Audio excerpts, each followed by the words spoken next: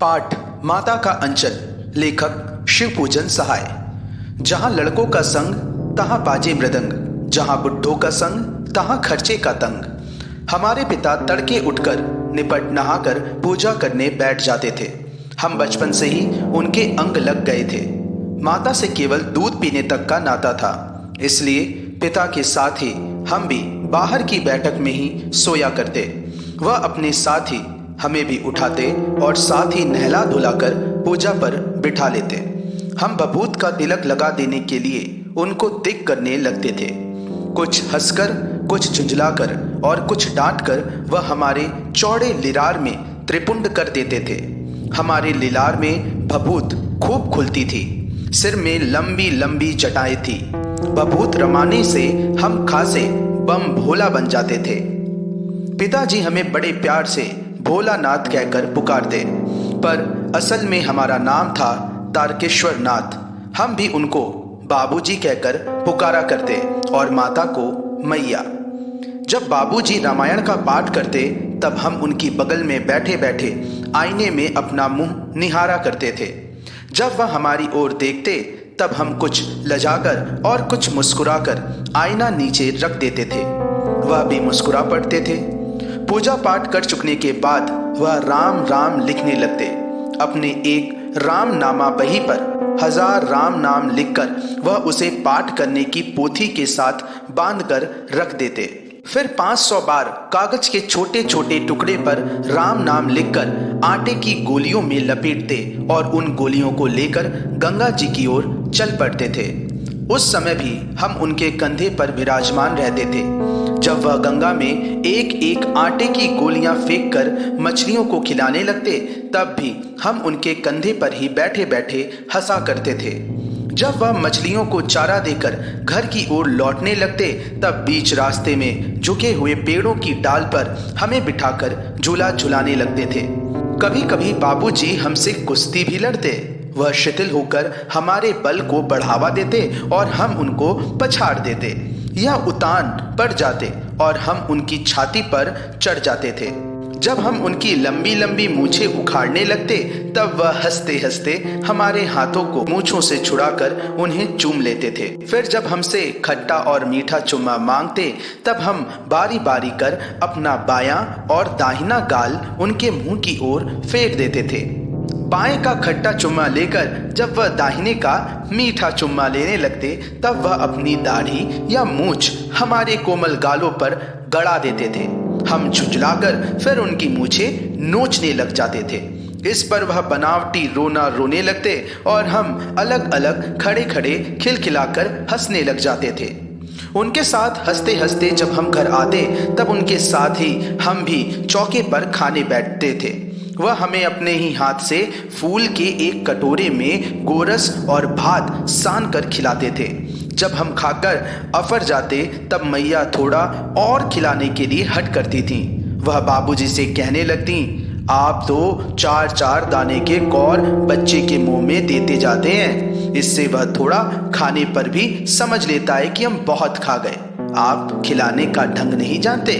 बच्चे को भर मुंह कौर खिलाना चाहिए। जब खाएगा बड़े बड़े कौर तब पाएगा दुनिया में ठौर।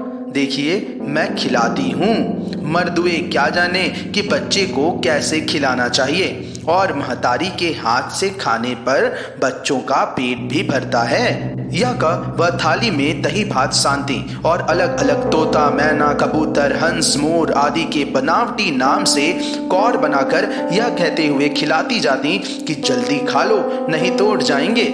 पर हम उन्हें इतनी जल्दी उड़ा जाते थे कि उड़ने का मौका ही नहीं मिलता था। जब हम सब बनावटी चिड़ियों को चट कर जाते थे तब बाबूजी कहने लगते, अच्छा अब तुम राजा हो, जाओ खेलो। बस हम उठकर उछलने कूदने लगते थे। फिर रस्सी में बंधा हुआ कांट का घोड़ा लेकर नंग धड़ंग बाहर गली में निकल जाते थे। जब कभी मैया हमें अचानक पकड़ पाती तब हमारे लाख छपटाने पर भी एक चुल्लू कड़वा तेल हमारे सिर पर डाल ही देती थी। हम रोने लगते और बाबूजी उस पर बिगड़ खड़े होते। पर वह हमारे सिर में तेल बोतकर हमें उबटकर ही छोड़ती थीं। फिर हमारी नाभि और लिलार में काजल की बिंदी लगाकर चोटी गूंथती और उसमें फूलदार लट्टू बांधकर रंगीन कुर्ता टोपी पहना देती थीं।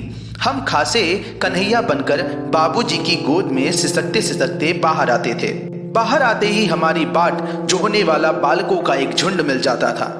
हम उन खेल के साथियों को देखते ही सिसकना भूलकर बाबूजी की गोद से उतर पड़ते और अपने हम जोलियों के दल में मिलकर तमाशे करने लग जाते थे।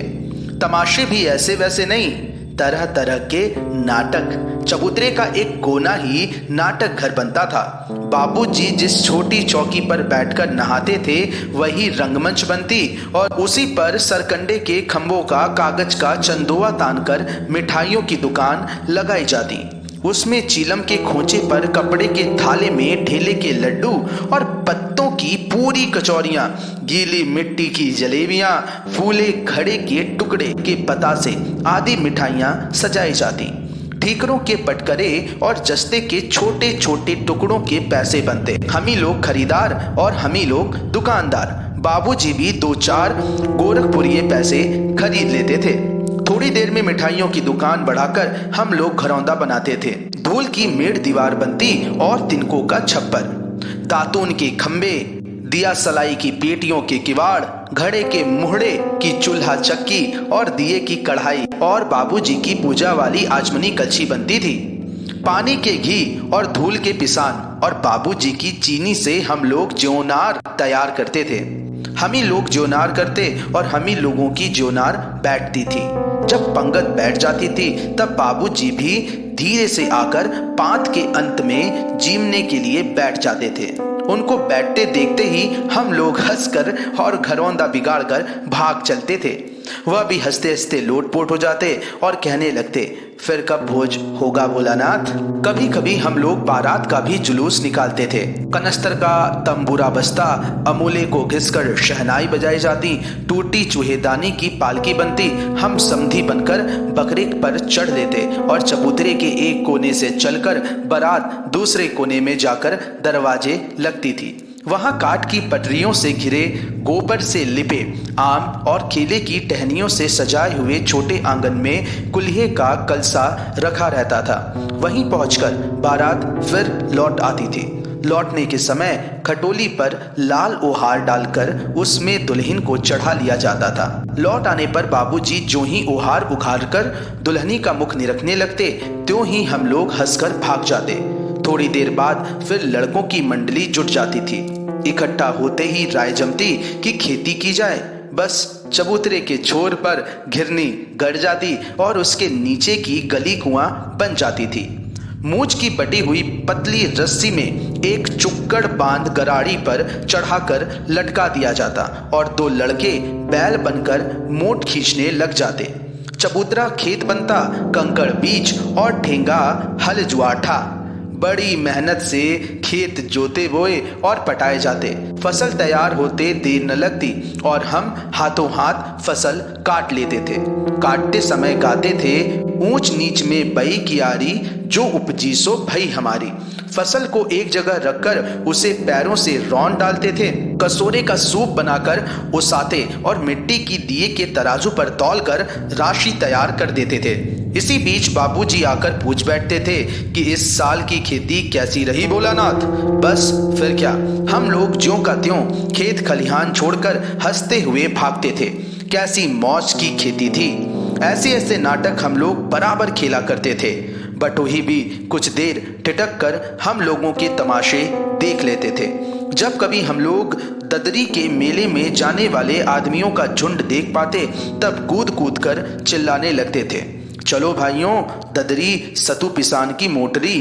अगर किसी दूल्हे के आगे आगे जाती हुई ओहारदार पालकी देख पाते तब खूब जोर से चिल्लाने लगते थे, रहरी में रहरी पुरानी रहरी, डोला के कन्या हमारे मेहरी। इसी पर एक बार बूढ़े वर ने हम लोगों को बड़ी दूर तक खदेड़ कर ढेलों से मारा था। उस खसूट खब्बीस की सूरत आज तक हमें याद है। न जाने किस ससुर ने वैसा जमाई ढूंढ निकाला था। वैसा घोड़ा मुहा आदमी हमने कभी नहीं देखा। आम की फसल में कभी कभी खूब आंधी आती है। आंधी के कुछ दूर निकल जाने पर हम लोग बाग की ओर दौड़ पड़ते थे।